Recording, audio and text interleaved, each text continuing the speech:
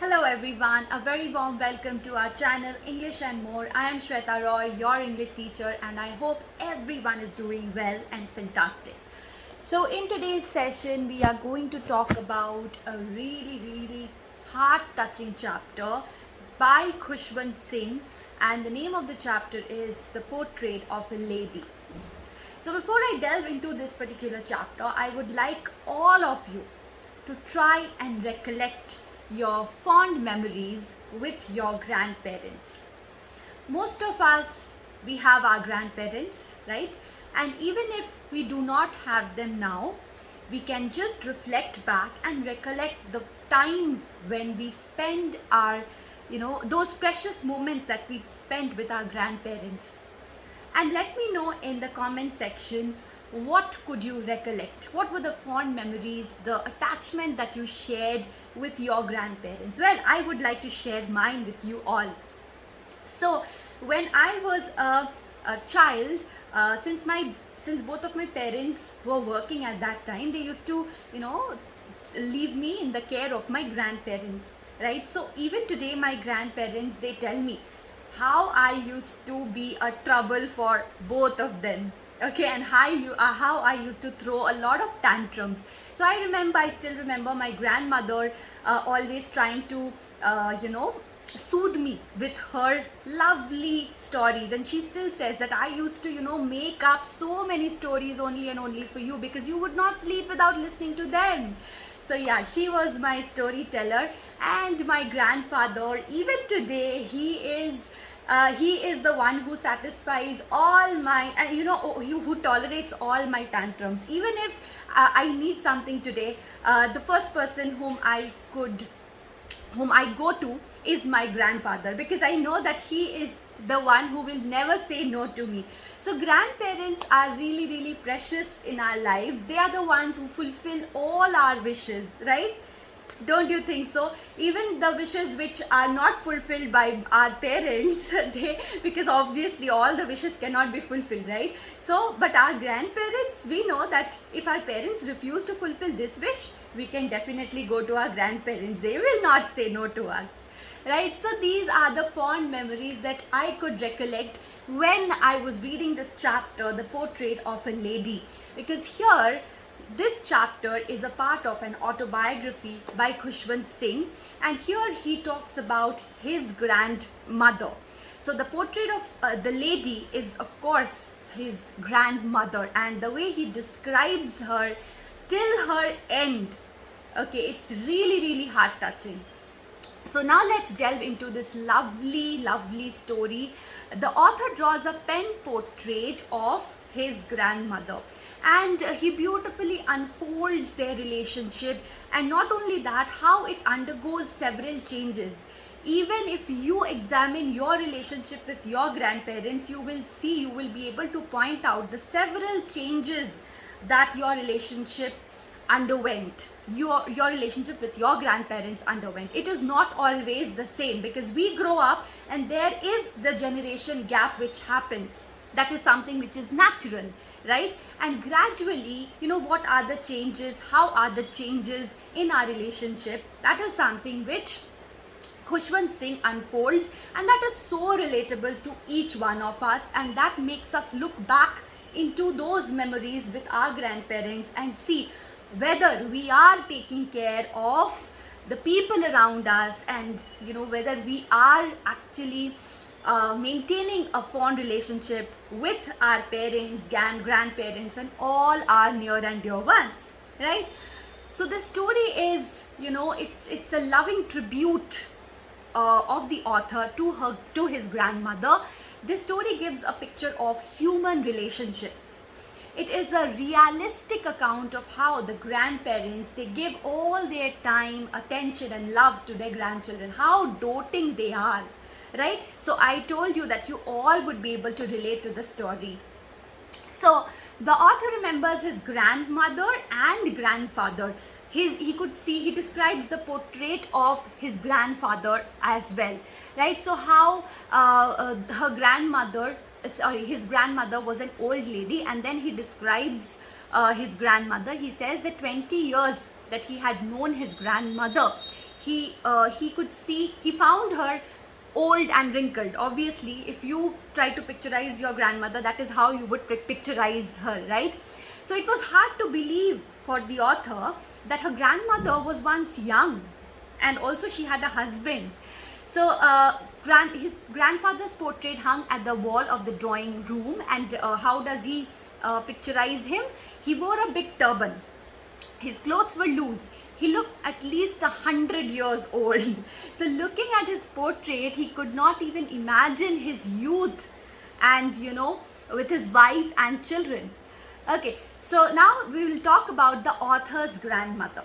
So the thought of his grandmother being young and pretty, that was something which was really unusual. Okay, so how is the grandmother described? Look at the physical description, that is very, very important. She was short, fat and slightly bent in stature. Bent because old age, that happens, right? Her face was a crisscross of wrinkles. So she had wrinkled face, and how vivid the description is. Her silvery white hair was scattered over her wrinkled face. So we can almost visualize the grandmother with the white hair, and that is exactly how my grandfather's hair looked. He also has silvery white hair. Okay, so I could kind of relate. Although it's my grandfather, not my grandmother. My grandmother still has black hair. Her hair is not all white. So it's a mixture. Right, so the author remembered her hobbling around the house in spotless white clothes, with one hand resting on her waist to balance her stoop. So this is how, and the other hand having rosary, okay, counting the beads. So she used to have rosary. My maternal grandmother also had a rosary, so that is something which I could relate. Her lips constantly moved in inaudible prayer. So she was very devoted. She was really spiritual. Okay, so to the author, she could have never been pretty, because that thought he could not even imagine. But she reflected a divine beauty. So the divine beauty of the grandmother is described, wearing a white spotless cloth and carrying a rosary. Okay, so that means, notice the difference between pretty and beauty. Okay, that is what the author is trying to describe. Okay, now the author and his grandmother, they were very good friends. Okay, his parents left him to stay with her when they shifted to city. I could relate to it because my parents, they were out for their work, although we stayed at the same place. But when I was young, I was more close to my grandmother and grandfather, because they were the ones who were always with me, right, 24/7. So in the village, the grandmother, she used to take care of all his needs. She was very active and agile. She used to wake him up just like my grandmother. She was always active, right? Now, she used to wake up early in the morning. My grandmother still wakes up early in the morning and get him ready for school. She also, she used to say the morning prayers in a sing-song manner while she used to take her bath, and dressed him in the hope that her grandson would learn them by heart. I used to do the same thing. My grandparents, they used to recite some poems. I don't remember what poems they are, but that's the story that they still tell me. And I used to, repeat after them, and kind of everything went into my mind, and I used to memorize them very fast. That's what my grandmother says even today. So the author listened to the prayers because he loved her voice, but he did not bother to learn those prayers. Okay. Now, then she would fetch his wooden slate, which had already been washed and plastered with yellow chalk. She would take an earthen ink pot and a red pen and tie them with a bundle and hand it to the author. After having a thick stale chapati with a little butter and sugar for her breakfast, they used to leave for school. So the grandmother used to prepare the author completely for school. The author's grandmother, she used to accompany the author to the school, and it was attached to a temple. So her grandmother was very spiritual, right? The priest, and in the school, what happened with the author? The priest used to teach the children alphabets and morning prayers. The children sat in 2 rows in the veranda. They would sing the alphabet in chorus, While the author learnt his lessons in school, the grandmother would read scriptures. Again, a very important characteristic feature of the grandmother, she was spiritual. Okay, in the adjoining temple, she used to go and she used to read scriptures. And on her way back, another important characteristic feature, she would feed chapatis to the dogs, street dogs. Now the turning point in the relationship comes when they move to the city to stay with Khushwant Singh's parents. In the city, the author went to an English school in a motor bus. So this was a change, the transitional phase. So the first change in the relationship as well. The grandmother could not accompany her in a motor bus. Usually in the village, she used to accompany her to the school. But now, since he used to travel in the bus, she never accompanied. In my case also, the same thing happened. My grandfather, he used to always accompany me to the school when I was in a nursery school. When I went to the next school, new school, KG, and then I did my entire schooling in that institute, I used to travel by bus. So then I used to miss my grandparents accompanying me to the... Also in the school, in the new school, in the streets, there were no street dogs to feed. Usually she used to feed those street dogs, right? So the grandmother, what she did was, she saw sparrows and she started feeding those sparrows. Okay. So as years rolled by, they saw less of each other. So gradually you could see how there is a fine line of detachment taking place, right? So this is the turning point in the relationship. In spite of the immense interest in his studies, her interest, that means the grandmother was interested in the author's studies, but still she could not help him in the lessons because he used to now talk about English, gravity, Archimedes principle, and these topics which the grandmother could not understand, and this made her unhappy. So she could not participate, right? Earlier she was able to participate, so that gave her a sense of satisfaction, but now she was no more able to participate. Sometimes she would also ask what the teacher taught him. So that again talks about her interest in the school lessons of her grandson. But the grandmother was not happy with what the school used to teach, and she said that the school did not teach, she complained that the school did not teach anything about the scriptures which the village school did. And she was very disturbed and disappointed because the school used to take music lessons, and to her music was not something for the gentle folk, it was something which was inappropriate. So that talks about the grandmother's thought and the difference in the thought process of the grandmother and the author, the generation gap. So from here we start the generation gap, and then finally the common link of friendship gets snapped when the author went to the university and then he had his own room. So you think of your growing up and being separated gradually from your grandparents, parents, and now perhaps you all have your own room, right? So then the grandmother still accepted her own loneliness. So somewhere or the other, knowing or unknowingly, we do leave our grandparents, or sometimes when you grow up even more, then sometimes also your parents alone, right? And that is something which we cannot help, right? The grandmother accepted the loneliness because she had no other option, and she rarely spoke to anyone. All day long she used to sit spinning the wheel and reciting her prayers. Only in the afternoon she relaxed for a bit, and then the sparrows, they used to come. They sometimes also perched on the grandmother's shoulders and on her head, but she never shooed them away.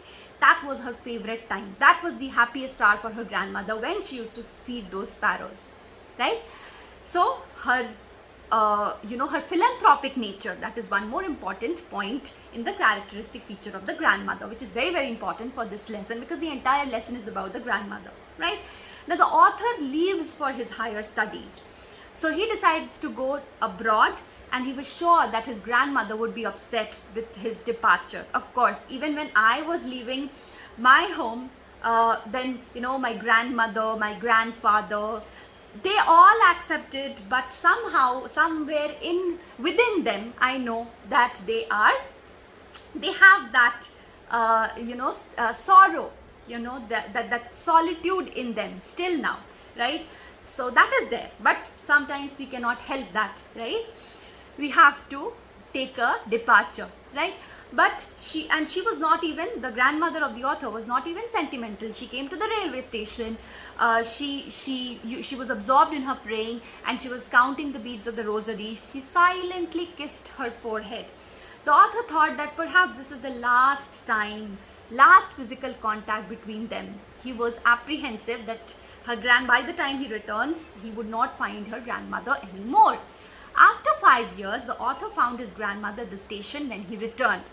She held him in her arms. So you can imagine the kind of love that her grandmother had for the grandson. And she found to be more religious. That is what happens, right? With growing of age, usually grandparents, they become religious. My grandmother, she's also very, very religious, and she was even more self-contained. He could hear reciting her prayers. Even that day, the happiest moment was the feeding of the sparrow. So that was something she used to do every day without fail. However, something strange happened to her that evening. For the very first time, she did not pray. Instead, she collected women from her neighborhood, got an old drum, and started to sing songs of the homecoming of her warriors. That suggests that how happy she was at the return of her grandson. Now they tried to persuade her to stop, they tried to stop her because that was very overstraining. She was already aged, right? But she did not listen, and then she fell ill in the next morning. She was diagnosed with mild fever by the doctor, but she insisted that now it was her time. The time was near. Okay, she said that she told everyone that now she does not want to talk to anyone. She would like to spend her last moments of her life praying. So after a short while, the author noticed that the grandmother's lips while praying stopped moving, and the rosary fell from her lifeless fingers. She died a peaceful death, and she was covered with a red shawl. So that's how the story ends, and it's such a heart-touching story, which also reminds us of our fond memories with our near and dear ones, especially our grandparents. So the theme of the story is definitely talking about the relationship. It explores the relationship between the author and his grandmother, right? So the fact that generation gap is not an unsurpassable gulf is characterized by the fact that a wave of nostalgia overpowers us when we think of the simple and the serene days of our childhood spent with our parents and grandparents. So while reading this chapter along with me, did you also feel the same? We might grow up, when we grow up, we grow apart, but the morals and the principles, they are instilled in us by the older generation, and they refuse to die, right? So that is something which is there in this particular story as well. As we grow up, various talks, various interests attract our attention, and we leave, right?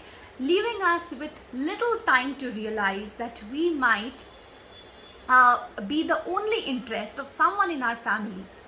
So think about your grandparents, think about your parents. When you grow up, okay, when you go for higher studies, or let's say go for a job, and you are to leave your family, this is something which you should always remember, that you are the sole interest of someone in your family. So do not ignore that person. If the birth of a grandchild is, the birth of a grandchild is really, it causes boundless joy for the grandparents. Okay, and that is a reality in every nook and corner of the world. And it is also true that the grandchildren's attention will invariably be taken over by other things very soon, and from there the gap starts to emerge. So we end up being so busy in our lives that those silent steps the old one takes to retreat from our lives, like the grandmother, she gradually took silent steps to retreat from the author's life. So that is something which we don't notice. So this chapter reminds you to notice those gaps and to fill those gaps with love, right? The story by Khushwant Singh is an attempt to celebrate those childhood days which which the author had with his grandmother. Okay, so simple pleasures of the grandmother, like chanting of the gurbani and feeding of the dogs, that all those activities that they together used to do, that used to keep the grandmother very, very busy, right? So there might not be anything dramatic in this routine. It's a routine task, but something which the grandmother definitely missed later on, right? And that is something which is again showing the depth of the relationship that they shared. But as is true of every good thing, this bonding had to face the test of time, and all of us do have the same or similar experiences with our parents or our grandparents, right? So the author also had the same experience, and the relationship had to prove the test of time. So that was all about the lovely story. Now this story is definitely going to help you understand and analyze how circumstances would change your lifestyle, and you should look at your own lives, and whoever you are paying less attention to, think about paying more attention. Do not take people in your life for whom you are the center of love and attraction as for granted, right? So think of ways to fill up those gaps which might arise in your relationship with your family members, your near and dear ones, especially the old people, your grandparents. So I hope you enjoyed this really beautiful chapter, and it took you down to the memory lane, and you could also recollect some fond memories shared and spent with your grandparents. So if you did like and enjoy the chapter, please do share this video amongst your friends, and do not forget to hit the like button, and please don't forget to comment about the theme of this lesson, and do not forget to share your own fond memories with your grandparents. I would love to read all your comments. If it is related to the chapter, please do share it. Okay, thank you, bye bye, take care.